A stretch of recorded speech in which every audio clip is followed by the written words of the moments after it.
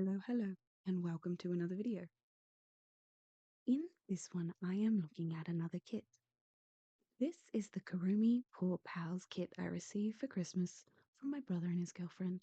So if they're watching, thanks guys. Palz is a creative project from Toy Monster, an Australian brand that, as the name suggests, creates toys and other kid-friendly crafts.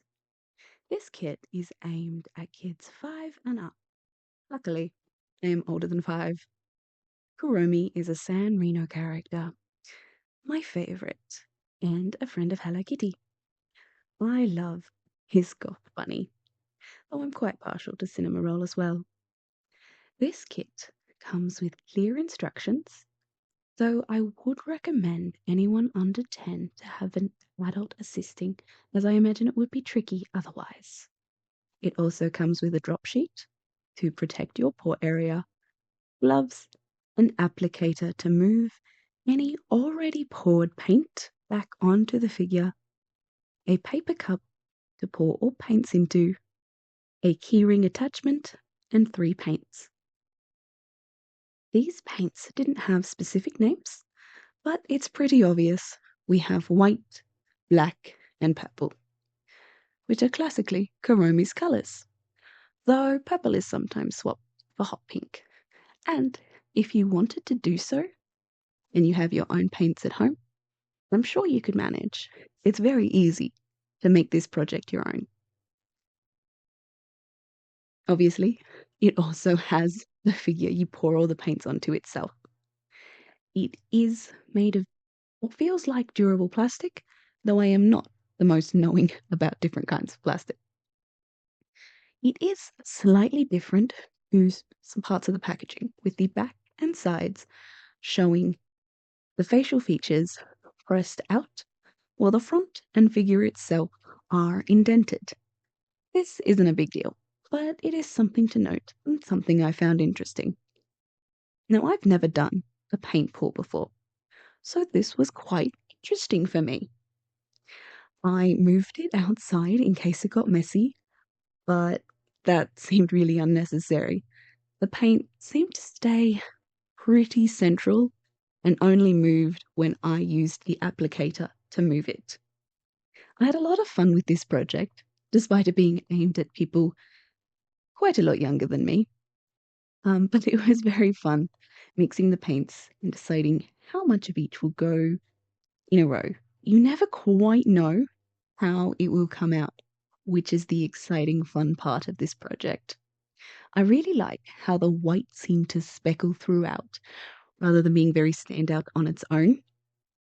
Because it's poured out sort of first, it becomes almost like flakes of sparkle, which inspired a later decision of mine.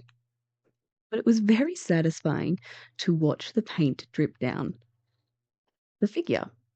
Now, I was worried that the indented facial features would disappear completely, as it looks completely engulfed right now, and I had no idea how it was ever going to show up again.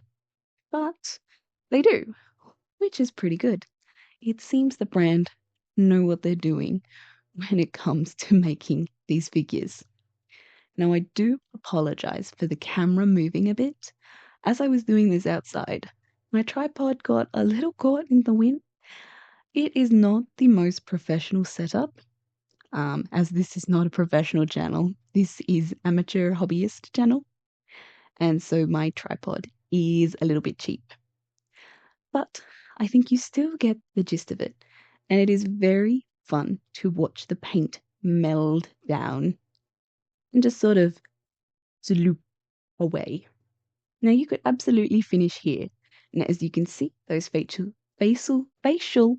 features are back. Oh, English is hard. And it looks fantastic. But as the white sort of reminded me of sparkles, and I have different brands of iridescent mediums, both Reeves and Liquitex, I decided I was going to make this uniquely my own, which is why I advised you could definitely do that yourself.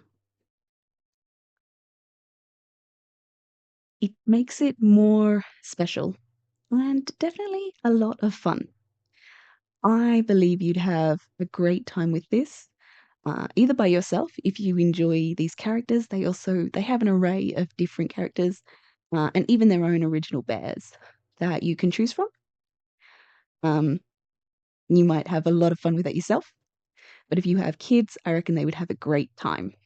Now, I did have a little bit of trouble with the feet, but I think that might be due to setting it on this here and then trying to paint over it with iridescent medium, which then dried really gooey on the feet. So I sanded it back, so my feet are white, and I finished it all with the Liquitex High Gloss finish. Now, that is the one thing I would recommend you do, even if you don't want to make it your own, some sort of finish to protect the paint a little bit more so that it will last a little bit longer. As I imagine any decent knots would fleck the paint over time. And so if you have the finish over the top, it will keep it a bit safer for a bit longer. But other than that, this is a really enjoyable kit. And I have now hooked it to my bag, and I am very, very happy with it. It was a great gift. I'm very grateful. So thanks again to my brother and his girlfriend. Um, I do definitely recommend this. But yeah, this was just a shorter video just to share something that I enjoyed. So thank you for watching. I hope you enjoyed it. I hope you learnt something. Maybe you'll get one of these kits yourself or for a loved one. But yeah, that's all. Thank you again. And if I'm lucky, I'll see you in the next one. Bye bye.